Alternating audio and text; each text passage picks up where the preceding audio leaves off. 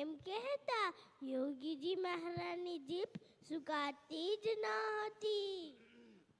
ઈસવીસન 1959માં યોગીજી મહારાજ ગોંડલથી જૂનાગઢ જવા નીકળેલા. રસ્તે ગિરનાર દેખાયું. તે જોતા જ પૂજ્ય બાપા કહે, ગુણાતીતની હદ શરૂ થઈ ગઈ. પછી જૂનાગઢ શહેરમાં મોટર દાખલ થઈ ત્યારે કહ્યું, ગુણાતીતની રમણ રેતી આવી. જૂનાગઢમાં જૂના મંદિરમાં સભા મંડપમાં પોતાનું અને પોતાના ગુરુનું આસન બતાવ્યું.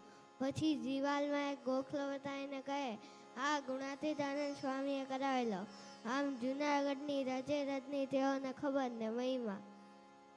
ગામ બાબા પરમાં